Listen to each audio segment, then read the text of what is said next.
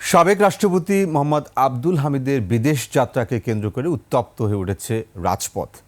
রাজধানীর বিভিন্ন পয়েন্টে বিক্ষোভ কর্মসূচি পালন করেছে জুলাই মঞ্চ। এদিকে রাষ্ট্রপতি মোহাম্মদ শাহাবুদ্দিনের পদত্যাগের দাবিতে বঙ্গভবন ঘেরাও করে রাখে জুলাই মঞ্চ।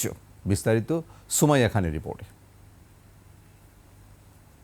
জুলাই হত্যা মামলার আসামি হয়েও দেশ ছেড়ে ব্যাংককে পাড়ি দিয়েছেন সাবেক রাষ্ট্রপতি মোহাম্মদ আব্দুল হামিদ। তার এই বিদেশ যাত্রা রহস্যজনক এবং এর পেছনের শক্তিকে অপসারণের দাবিতে উত্তাল রাজধানী। যেখানে 2000 শহীদের রক্ত। আওয়ামী সন্ত্রাসীরা একের পর এক সেফ এক্সিট নিয়ে দেশের বাইরে যাচ্ছে। দ্রুত তাদের আইনের আওতায় আনার দাবি জুলাই মঞ্চের। এই উপদেষ্টারা আপনাদের কোণঠাসা করে রেখেছে।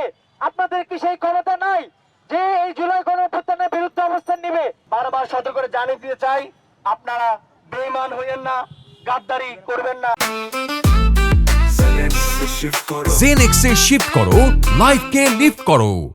আপনারা জাতির কাছে বেঈমান হিসেবে পরিচিত হবেন না।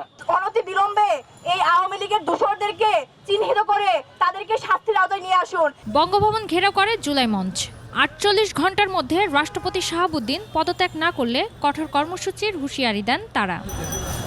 এদিকে সাবেক রাষ্ট্রপতি আব্দুল হামিদের দেশত্যাগের ঘটনায় দায়িত্বে অবহেলার অভিযোগে ইমিগ্রেশন পুলিশের একজন অতিরিক্ত পুলিশ সুপারকে প্রত্যাহার ও কিশোরগঞ্জের তদন্তকারী কর্মকর্তা এবং এসবির একজন কর্মকর্তাকে সাময়িক বরখাস্ত করে তদন্ত কমিটি গঠন করার কথা জানিয়েছে পুলিশের সদর দপ্তর।